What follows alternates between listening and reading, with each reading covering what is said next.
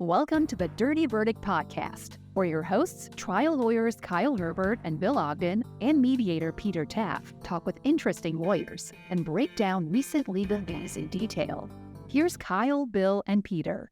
Okay, well, turning to some other high-profile clients, you've got Farrah Fawcett, Armie Hammer, Tom Sizemore, Clifford Irving, Chance Crawford. So Hey, crazy how most of them are dead now. I was going to say, so Farrah Fawcett, we talked Texas before. Nicest client I've ever represented in my life. What was the nature of the claims against her? Well, so I represented Farrah for 13 years altogether on a wide variety of cases. And it started where I represented her son, who was arrested. He lived in L.A., but he got arrested here in Houston. And he was a horrible drug addict. That was the son that she shares with Ryan and Neon. Yeah, okay. And I'm like, this kid needs to be in rehab. You just get him in rehab, it's going to make a difference. I said, but that's why he keeps, getting in these jams. She says, yeah, good luck. I said, well, let me talk to him. So I talked him into going to rehab. And he went. And for quite a while, everything worked out fine. So the very next day, she said, do you do any civil work? And I said, well, yeah, I can. What do you have in mind? She goes, well, every time I call my lawyers in L.A., they charge me a fortune, they feed me a lot of bullshit, and then they tell me why they didn't win. She said, somebody took my picture off those old posters I did, and they're making T-shirts. And, they're for sale on the internet. And I should be entitled to money, or they should quit selling them. So I wrote a cease and desist letter to these people, telling them I would sue them, I would sue their children, I'll sue their grandchildren, I will ruin their lives if they don't pay us X amount of dollars or send us every shirt they have in their inventory. A week later, they sent me 350 shirts. So Farrah called me. I shipped them to her place in L.A. She called me up. She goes, from now on, you're my lawyer. She said, everybody else is gone. I represented her in probably 20 different lawsuits. And a lot of times it's just cease and desist letters, but sometimes we actually sued people for marketing hair products, and we do it in L.A., and I bring in L.A. lawyers to work with me. Then the FBI came to see her, and in Farrah's personal style, she had it filmed so she could show it on her reality show. She had one of the first reality shows called Chasing Farrah, which I'm on episodes 7 and 8. Because when the FBI walked into her apartment to interview her, there were 2 cameramen with boom lights and sound guys, and the FBI's going, whoa, what is this? And she said, well, I only talk on camera. And they're like, no, we can't do that. Finally, we cut the cameras off. But what happened is Farrah had gotten a call from a private, it's actually kind of a cool story. There was a very famous private investigator in Los Angeles named Anthony Pellicano, who ended up going to prison. But he was like the investigator to the stars and all the stars' lawyers, Burt Fields and guys like that. What's the other one? That's the main guy, the L.A. lawyer that's represents all the star Singer? Marty Singer. Marty Singer. Marty's a friend of mine. We've actually done 3 cases in the last year. Great guy, great lawyer. But Pellicano he was a great investigator, and actually Haynes used him on a case used him on the Colin Davis case. But what he did is he came to Farrah, and he said, look, every time you go to a grocery store, you go to get your hair done, somebody knows you're going to be there, they take your picture, they're selling it to the Inquirer, saying all this, and, it's going to get out of control. You should hire me to find out who did it. And she goes, what do you want? And he goes, well, I want $10,000. And she's going, fuck that, I'll give you $5,000. So it turns out, a week or 2 later, he calls up. He says, turns out it's your assistant who's leaking all this information. Well, what happened was Pellicano was tapping the phone of this reporter at the National Enquirer. So he would hear people calling in with tips. So he knew when he approached Farrah, her assistant was calling in tips every other day. Farrah's going here, Farrah's going there. She and Ryan are fighting. Her son's back on drugs. And all these, because these stories kept popping up in the paper. She's, how do they know all this? Well, came off that wiretap. So the FBI investigated Pelicano for wiretapping the reporter. But what they want to know is, was Farrah hiring him? Because they saw a check from Farrah to Pelicano. Were you hiring him to wiretap this guy? And she came in and she's like, no, he approached me. I never hired him to wiretap.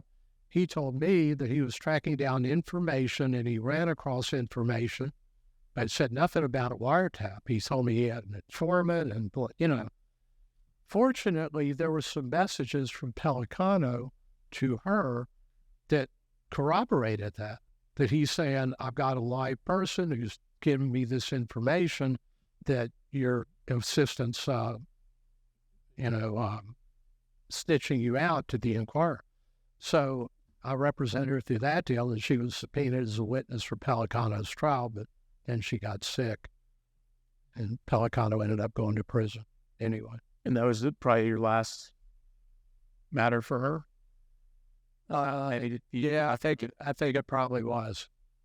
She got sick not too long after that, and her grave is right across the aisle from Armie Hammer's grandfather. Well, I was just at that cemetery for Armie's father's funeral. Really? Yeah, it's a beautiful place in Westwood. It's in between these office buildings in Westwood. What is it, Forest Lawn? Yeah, Forest Lawn, so, something like that. I'll look it up in a little bit. There's a little, but it's like you look at all these famous old names, and it's a very small cemetery with a real pretty chapel. Marilyn Monroe and Charlie Chaplin and Jackie Gleason and everybody famous. Yeah, and the Hammers have a big grotto thing. Yeah, like a crypt, not a mausoleum. What was the nature of the Armie Hammer? Was it some of these recent ones that have been in the news? Well, yeah, I mean, with Armie, it was funny. So Armie doesn't like to fly. And many years ago... But wait, he's not Air Force. Huh? Yeah, he's not Air Force, he's Army. But 12 or 13 years ago, he and his wife living in L.A., and they were opening a bakery in San Antonio, which is now one of the most successful bakeries in San Antonio and Dallas. It's called Bird Bakery. And so they had gone to an auction, and they bought a bunch of restaurant equipment, ovens and, I don't know, whatever you have in bakeries. And so Armie's like, well, I don't want to fly to San Antonio. I think what I'll do is I'll rent a U-Haul, and I'll just drive from L.A. to San Antonio, and I'll bring all the stuff. So he did. And when he gets into Texas, about 50 miles inland, there's a checkpoint there, a customs checkpoint. So he pulls up to the checkpoint, and Armie, despite all this bullshit that's in the media, is one of the most impeccably honest guys to a fault. And he pulls up to the checkpoint, and the dog goes around the car, and he said, the customs guy says, do you have drugs in this car? And Armie goes, no, just weed. He goes, what do you mean just weed? He goes, yeah, I mean, I've got some brownies and like 3 or 4 joints and maybe some edibles here. And he reaches in this bag and pulls it up, and the cops were like, whoa, get out of the car. And he says, no, but I had my marijuana license, my medical card. And he goes, but that's from California. You're in Texas. It's illegal here. And Armie goes, what do you mean? I mean, if I need it, I need it. He says, yeah, but it's a different law. So they arrested him for possession of the THC, which was a felony, and possession of the marijuana, which was a misdemeanor. But to be fair, if he was in a U-Haul, he was probably trafficking. Well, they probably thought. They didn't know who he was. And he didn't go into jail. In fact, it's part of the story. So jump ahead, a few hours later, I get a call from a lawyer in L.A. that I've done a lot of work with that said, we need you to represent this guy, Armie Hammer. And I'm going, who's Armie Hammer? And she goes, oh, he's in the Social Network, the twins. I go, oh, okay. And I just seen it. So 30 minutes later, his wife calls me. And she goes, I need you to get my husband out of jail. But first, she said, do you represent LaBarbie, the drug lord in Mexico? So I go, yeah. She goes, we want to buy the rights to his story.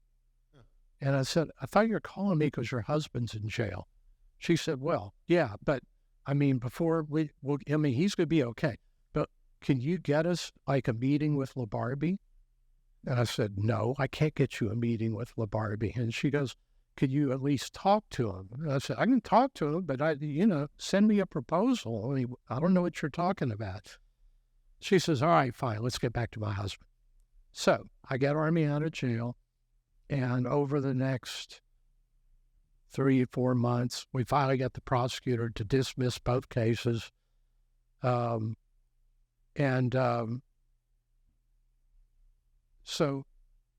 after that, maybe 6 months later, I took Armie and his wife Elizabeth to meet LaBarbie's brother across the border, and had a discussion because they wanted to produce a movie about LaBarbie, an American kid who football star, ladies' man in high school, and all of a sudden he flees into Mexico and becomes the head of a cartel within a few years. So they just thought it was a fascinating story. So I took him and we had a meeting, and over the next probably year, there were various iterations of this deal. At one point, Netflix was interested in acquiring the rights from Armie to do a season 4 of Narcos Mexico, which would be about LaBarbie. There were other offers that came in to do a 10-part series, another one for an 8-part series, another one for a feature. And this went on for 7 or 8 years. And finally, they assigned a writer, a director, and then Armie got canceled. I was literally in L.A. a week before all these stories broke, meeting with the guy who was going to produce, a guy who's a pretty good filmmaker. And he had all this lined up. He had already had multiple meetings with the writer. They were working on the first draft. And then all these stories came out about Armie. And that just killed the whole thing. Yeah. Yeah, I mean, it could come back up at some point, but I don't know if Armie will be attached.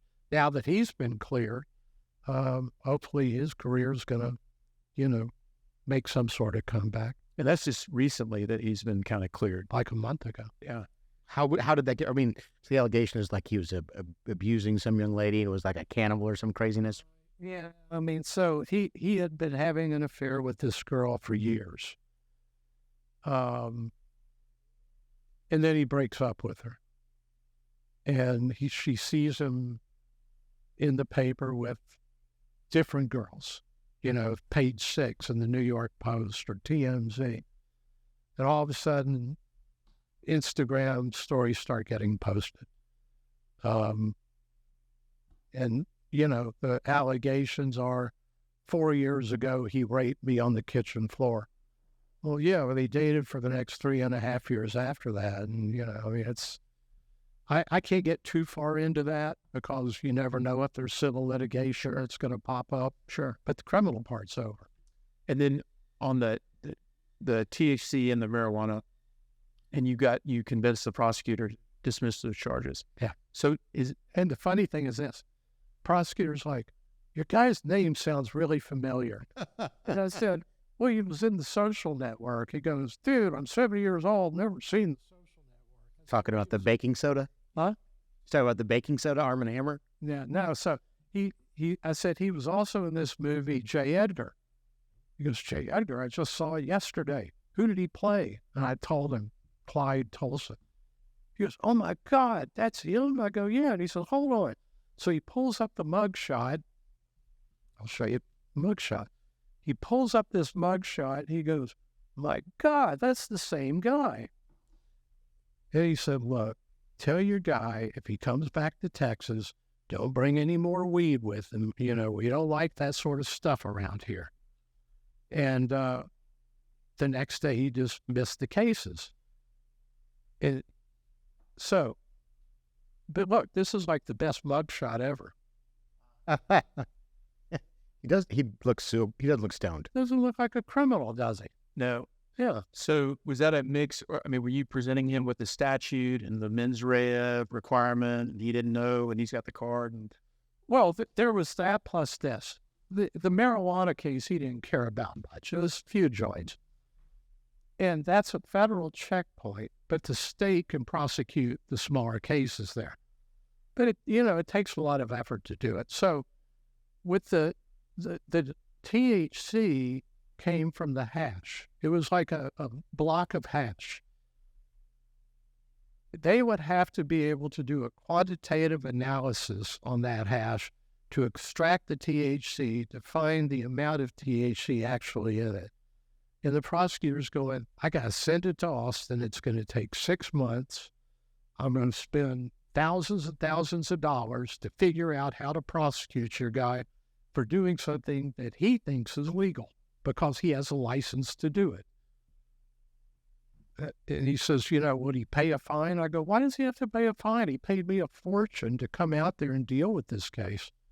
He's like, fine, I'll dismiss it. He said, tell him to keep making good movies. He said, let me tell you something else. He said, I talked to the sheriff about your guy.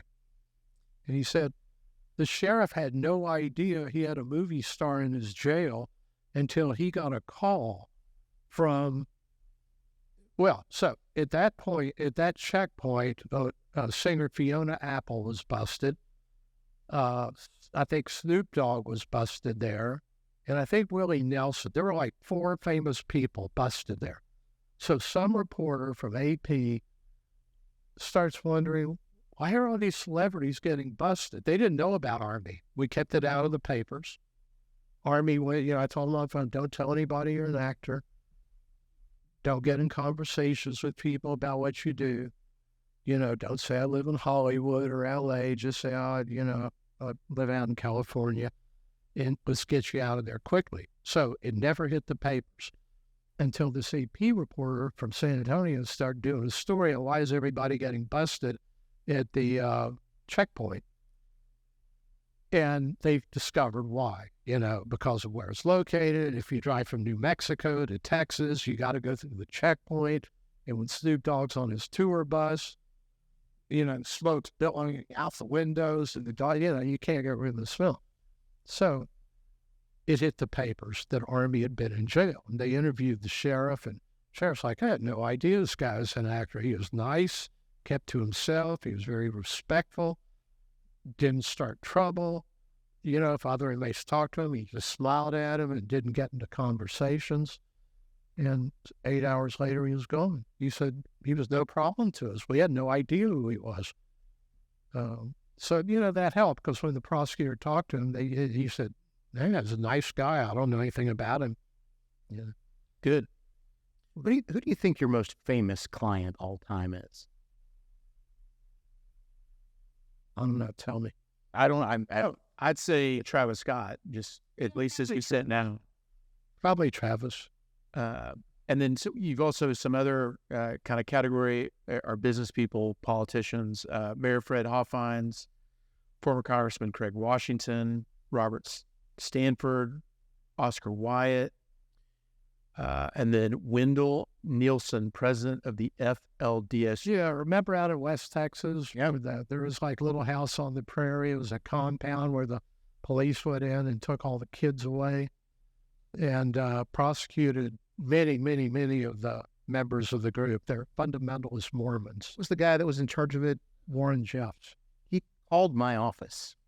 Really? He was looking for a lawyer to defend. When they were trying to basically foreclose on the ranch and condemn all of the tractors and stuff, and then basically civil forfeiture the entire property.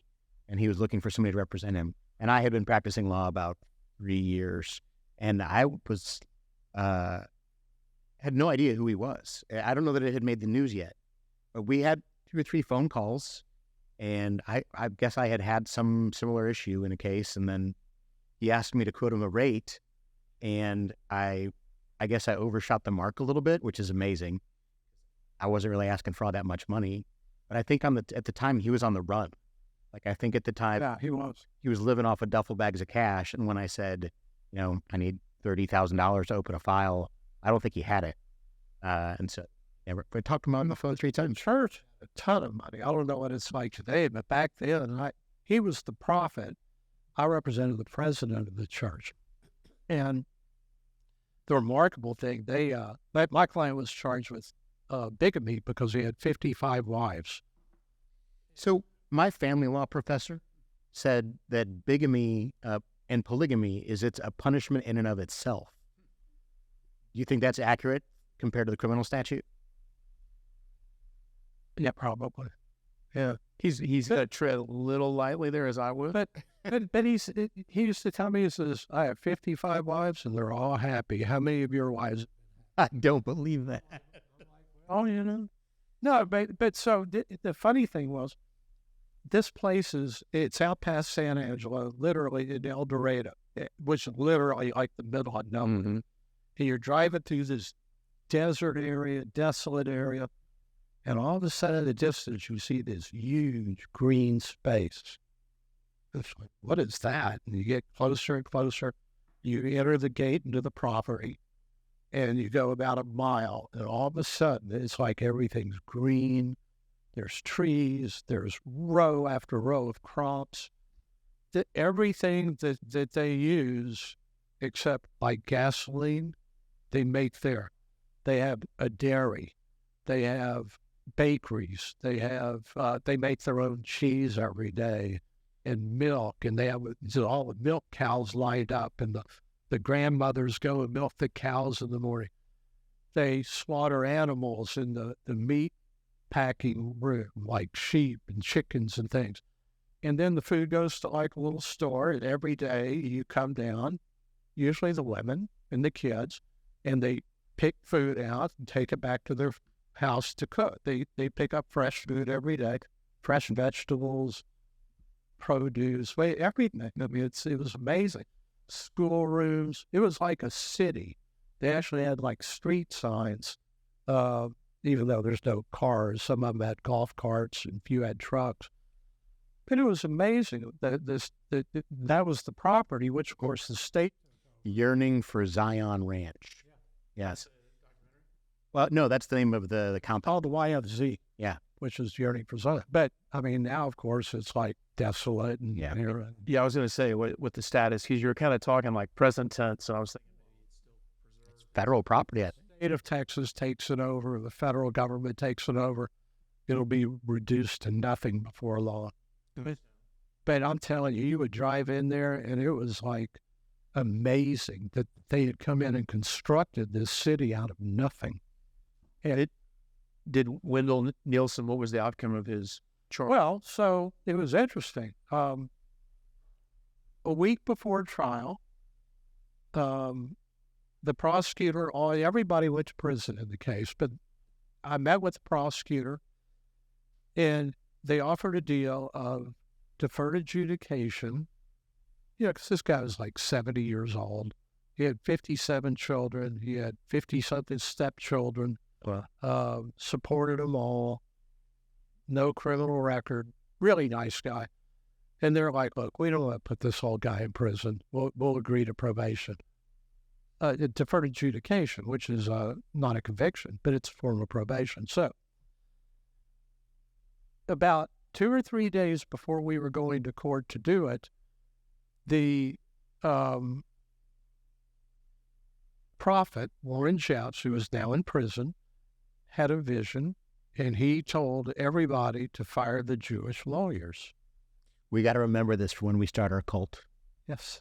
This is important stuff. Now, They're Mormon. write this down. But he had a vision. So I was fired. Jerry Goldstein out of San Antonio was fired. There was another lawyer here. I'm thinking it was Robert Figman, but there was another Jewish lawyer who was fired. There were like 4 or 5 of us all together, and they replaced us.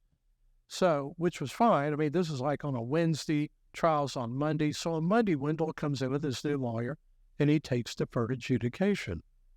Well, the prophet found out and told Wendell, you can't admit that you committed a crime. You need to retract that. They filed a motion to undo the plea. Wendell ended up going to trial, and he got 10 years in prison. It's a shame when your anti-Semitism comes back such full circle. That's what you mess with us, and something bad's going to happen. Well, the space lasers you. Is he still in prison or is he still alive? I can't remember how long ago. Yeah, it was a while ago, but on a 10-year sentence, nonviolent crime like that, they probably paroled him in a year and a half. In federal? State. Okay. It was all state. Interesting. Okay. And then Oscar Wyatt, was that with? So Oscar, who to me is the most fascinating person I've ever met in my life. Everybody talks about how gruff and rough and mean he is. I've never met anybody more giving and charitable. And he is irascible, but just a wonderful, fascinating man. Was indicted for trading with the enemy, which there was an embargo against Iraq, and when Saddam Hussein was in power. The problem is we needed Iraq's oil. So you couldn't say, fuck Iraq, because then you wouldn't get your oil. So the UN came up with this proposal whereby the oil companies could get the oil from Iraq, but they couldn't give Iraq money without violating American law. So you could give the money to the UN, which would then buy food, which would then be distributed to the Iraqi people. It was the Oil for Food program. And in theory, it worked fine, except Saddam Hussein saying, fuck you, if you don't pay me cash, you're not getting oil. I don't care about the food. You're going to pay us on top of it. So every major oil company did it. Every major oil company ended up paying fines. Oscar was prosecuted for Oscar and 4 others were prosecuted for doing the same exact thing that every major oil company was doing. The problem was that Oscar was longtime enemies with the Bush family. And going back to Bush Sr. Zapata oil or Midland days or yeah, he was offshore. Yeah. Back probably in the 40s, they were just, or early 50s, just mortal enemies. We don't know for a fact. That's why Oscar was one of the few prosecuted. What he did was no worse than what Exxon and Chevron and Phillips, all these other companies were doing, but they'd pay a fine and civilly it wouldn't be prosecuted. So Oscar went on trial in New York, and about halfway through it, the prosecutor said, look, if he'll plead guilty, instead of looking at $400 million in possible fines, we'll agree to a $4 million fine and a sentence not to exceed 24 months. And the deal was we could ask for 18 months, they could ask for, I think, 30 months. But it was a gap of like a year. We couldn't ask for less, they couldn't ask for more. And so Oscar gets out a piece of paper and a pencil, and he starts figuring. And he's like, if I lose $400 million, it could upset my lifestyle. If I lose $4 million, I won't even notice it. He said, take the deal. You're winning. He goes, is it guaranteed? No, it's not guaranteed. He said, take the deal. He ended up serving, I don't know, probably 7 months, 8 months. In a federal camp. Yep. Where he taught a business course to inmates. Actually taught some of my clients. And everybody loved him. The warden, the prisoners. I mean, he's really a lovable guy. He's very gruff. And there are a lot of people that give him a bad rap because of it, but he was one of the most interesting people I've ever met.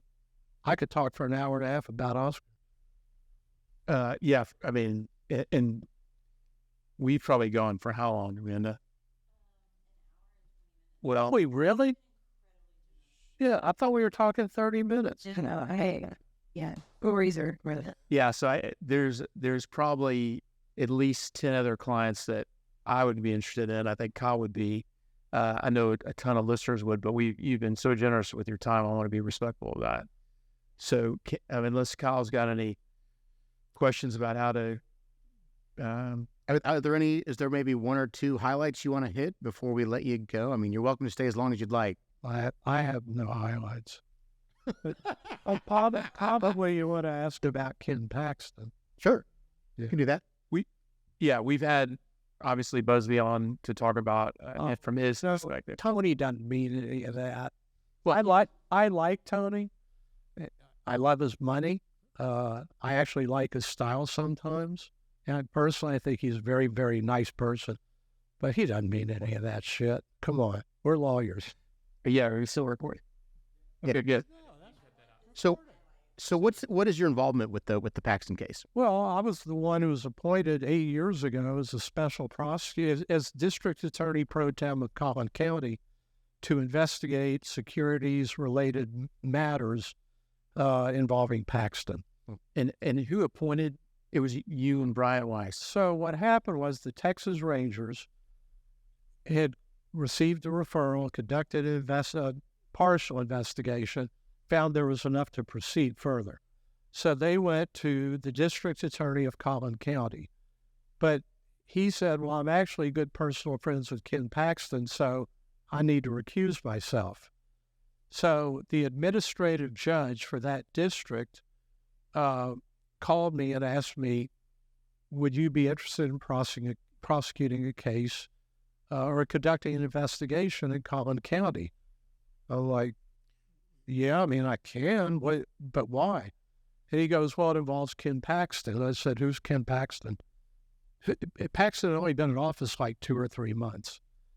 Outside of the fundamentalist Mormons, I've never dealt with the Attorney General's office my entire practice, and I haven't since. I do mostly federal. I do state cases here, sometimes state cases elsewhere, but I've never dealt with the Attorney General's office, except maybe when I paid child support. But I didn't know who Ken Paxton was, and I'm like, oh, yeah, well, what did he do? They said, well, it's a securities fraud investigation. I'm like, okay, fine, I'll do it. So Brian Weiss was appointed with me, and we went to meet with the Rangers and worked on the investigation for 4 or 5 months and felt there was enough evidence presented to the grand jury, so we presented it to a Collin County grand jury, and they indicted Paxton for 3 felonies. And ever since then, it's just been pure hell. I mean, it's like, his Paxton's wacko squad of fans of, putting papers. I'm the head of the motorcycle gang, the Banditos. That, I'm a liberal Jew who's Democrat, but then the Dallas Morning News called and said, well, we see where you get more money to Republicans than Democrats, but they're saying you're a liberal Democrat. And so I'm really not anything. I mean, I don't get involved in politics. I represent politicians. I've sued the Republican Party. I've sued the Democratic Party just recently. That seems like a long way of saying you're not the head of the Bandito motorcycle gang. No, man, I don't even have a motorcycle. I bought one in 1990 to impress a girl, and as soon as we broke up, I sold the bike. And so Dan Cogdill has been representing Ken Paxton throughout? So in the criminal case, Dan Cogdill and about 8 other lawyers are representing him in the securities fraud case. Then this impeachment deal came up, and I didn't know anything about it until I read about it in the paper. I mean, they didn't consult me, which they didn't have to, and they probably shouldn't have. But they wanted to maintain I guess what we used to call a Chinese wall. I don't think you can say that now because of Chinese people, but I didn't know anything about impeachment until I read about it. And apparently now Rusty and Dick DeGuerra are going to handle the impeachment part. I've got the criminal part, and the feds are investigating Paxton because of his dealings with Nate Paul involving bribery and possible obstruction of justice and a variety of other charges. So, the takeaway from all this is I've been saying this dude's a bad guy for 8 years. Finally, somebody's listening. Do you have any idea I don't imagine that the impeachment begins without at least the tacit approval of Greg Abbott and maybe the lieutenant governor, I'm guessing. You have any idea what might have been a tipping point in this process? I mean, as you pointed out, for 8 years and change, he skated along, no one really batting an eyelash except for you and the folks in Collin County. Any idea what changed at the Capitol? I think what happened is these whistleblowers who reported Paxton to the FBI were not liberal motorcycle riding Jews like me. Sure. Even though I don't really have a motorcycle. They were ultra right-wing, Christian, zealot, white men that Paxton had handpicked to be the department heads of his office. So, they're the ones who make the complaint because these guys, no matter what you say about them, they do not want to be criminals. They do not want to be part of a conspiracy. They do not want to engage in unethical conduct that could get them disbarred. So they did what they thought they should do, which is we need to report this. And they did it. So when Abbott and Paxton when Abbott and Patrick look at this, they're like, we can't ignore this. I mean, now the state's going to have to pay out $3 million because Paxton doesn't want to get deposed. Remember, he settled it right before his deposition. Sure. Because he couldn't answer questions under oath without incriminating himself. And when the head law enforcement officer in the state is taking the fifth hundreds of times, it's, I would say, a bad look. Problematic. What's the status of your indictment? This still pending. The Court of Criminal Appeals about a month ago ruled that the case will be tried here in Houston instead of Collin County. It was said here that Paxton's people took out radio ads in Collin County about the prosecution. Hey, Clem, did you hear that those liberals down in Houston are trying to put Ken in jail? Oh my God, what do they do? Well, these special prosecutors, and they made up charges. And, a jury will do the right thing. Well, this is right before we're going to go to trial in Collin County. So the judge changes venue to Houston. No, we filed a motion, and we had a hearing, and he said, all right, I'm going to move it to the next county over. I'm going to send it to Dallas County. And Paxton's people, lawyers, whoa, too many black people there. Can't do that. So I said, well, we'll agree to Houston. Cogdale's from Houston. Phil Hilder's from Houston. I'm from Houston. The Rangers are from Austin. No witnesses are in Collin County. All the witnesses are either in Austin and lawyers in Houston. There's one lawyer from Plano. So everybody agreed on Houston. But they get here, and then they'd file a motion with the judge here to send it back to Collin County, claiming the judge now in Collin County didn't have the authority to send it here anyway. Court of Criminal Appeals just ruled he did have the authority, so the case stays in Houston. But it was before the Court of Criminal Appeals like a year and a half or two. So is it set for trial yet? No, the mandate was issued yesterday. Oh, okay. What's the potential penalty? 5 to life for securities fraud. Failure to register as an investment advisor representative is 2 to 10. And so were some of the factual allegations in the indictment that you're handling, did they appear in the impeachment proceeding? Well, yes, they did. 4 of them, except when the Senate Rules Committee made rules as to how the trial would take place, they removed those 4 grounds. So they severed them to be tried at a later time because they didn't want the criminal prosecution interfering with the impeachment. And here's part of the reason why. Under the Senate rules, they can force Paxton to testify. But if they do, he's immunized for anything he testifies about. I did it. Fire me. Do the securities fraud? He goes, fuck yeah, I did it. And they go, oh, now you can't prosecute it. It's transactional immunity, not use immunity. So, because I was thinking, oh, that's the way these people are going to fix it. They're going to say, now you have to testify, Ken, but you're immunized. But surprisingly, they came out and said, no, we're going to sever those counts and we'll just deal with them later on. They did that when they issued their rules a couple weeks ago for the whole trial. Yeah, that was in the rules. I'm curious if you have any idea, from a distance removed, it seems like Ken Paxton has driven his career off the rails, maybe because he's a mean-spirited lunatic, but there's this relationship with Nate Paul. Any idea? Are they business buddies? Or what is the genesis of... Paul's a supporter, But he has a lot of supporters that he doesn't do all this craziness with. Remember, Nate Paul's a grifter. And Nate Paul is a young guy, shows up on the Austin scene and starts buying downtown Austin. This dude's buying up every piece of property he can get his hands on. So, to a guy like Paxton looking at him, it's like, wow, this guy's going places.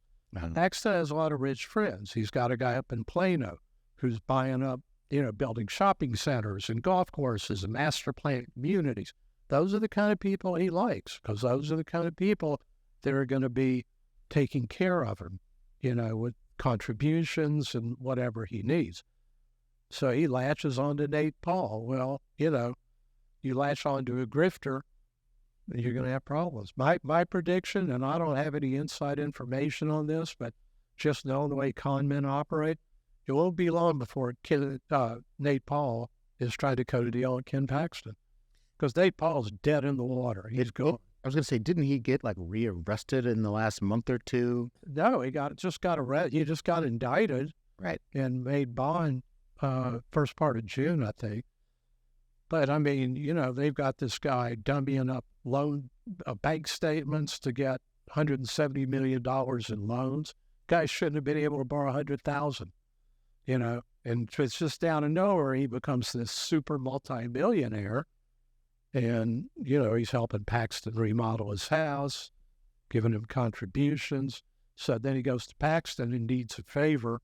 By the way, the favor is, I want you to investigate the FBI agents, federal prosecutor, and judge who are investigating me. And the 7 department heads at the AG's office are going, we can't do that. And Paxton's going, then I'll get someone else to do it. And he gets a nice young kid out of Houston who's been a lawyer 3 years and says, you're my special prosecutor, go get him. Go after a bunch of feds. That's crazy. So, and that's why I think the governor and lieutenant governor, they want a Republican Party that is going to be around a while, and you can kill it with that sort of unethical, illegal behavior. It can affect them in the long run if they don't do something. Sure.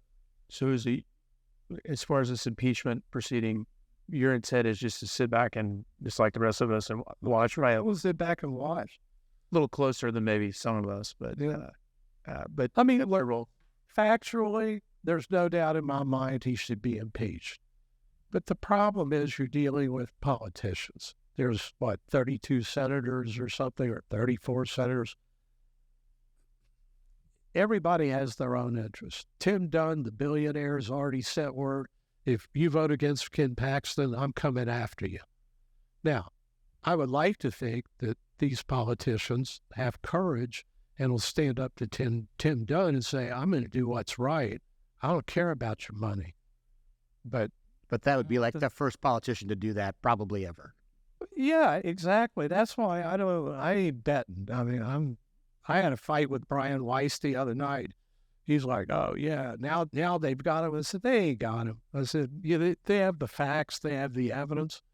I said, but look, every one of these guys is sitting here thinking, how is this going to affect me? Probably half of them are thinking, I'm going to do the right thing.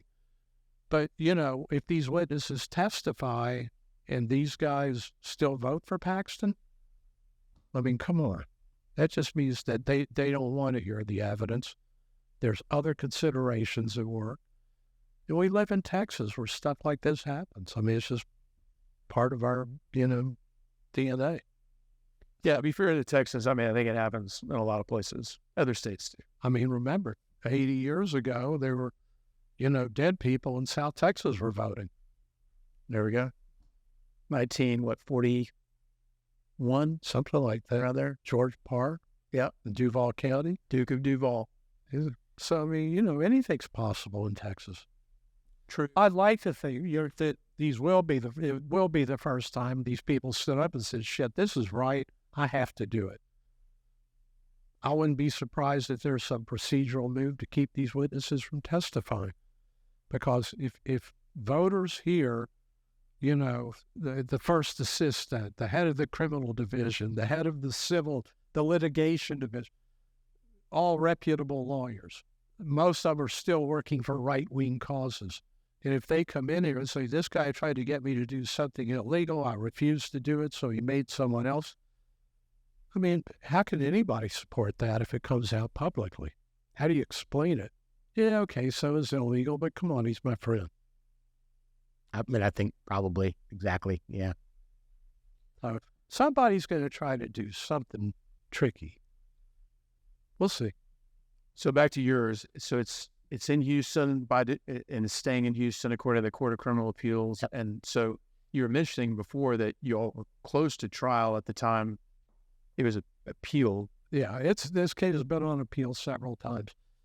One appeal, they cut the funding for the office of the DA pro tem, which is me and Weiss, and claiming it was unconstitutional to pay us to prosecute the case. And so, I don't mind doing it at a greatly reduced rate, but can't do it for free. We do pro bono cases, but not for a state. Mm-hmm.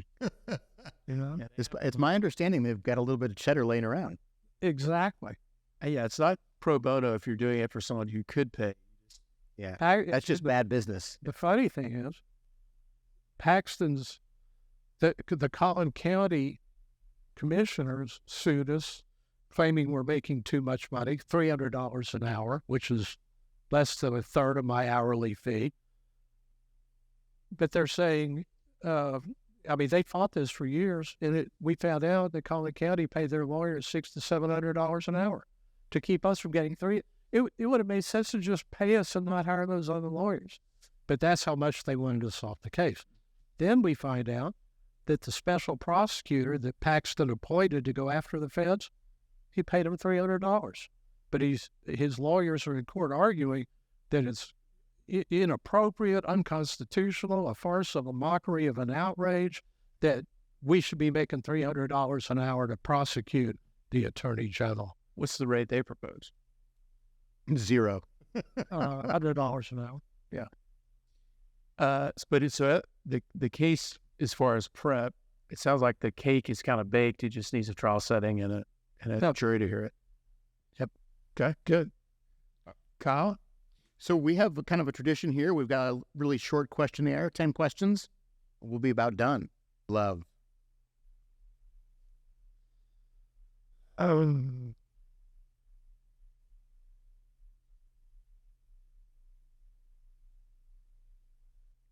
Wow, that's tough. Probably my dog Dexter barking when I get home. What sound or noise do you hate? Farting. If you were to be reincarnated as a plant or animal, what would you be? A labradoodle. What profession other than your own would you like to attempt? Is billionaire a profession? Yes. Yes, billionaire. What job or profession would you not like to attempt? Attorney General. Not right now, anyways. What trait do you most admire in opposing counsel? Honesty. What trait do you most admire in a judge? Well, I don't see it often, but fairness. What trait do you think others identify in your work? Tenacity. Last question. Will you show us the Bandito's secret handshake? Fuck, man, I'm 68. I can't remember that. I can't thank you enough. It was really wonderful to get to chat with you. Thank you for having me. This is actually fun because I get to talk about me for an hour and a half. Perfect. No, we really appreciate it. I know a lot of people will enjoy it as well. So thanks a lot, Ken. You can ever make time again, man. We could listen to stories as long as you'll tell them. I'm telling you, I could go on for hours about Oscar. So Okay. story after story. We would love to have you come back and maybe bring Frank Spangaletti on to Thanks for joining us this week. Don't forget to subscribe to the show on iTunes, Spotify, or wherever you get your podcasts. You can also visit our website at www.dirtyverdict.com. If you are interested in coming on as a guest or have a story idea, please email us at story@dirtyverdict.com.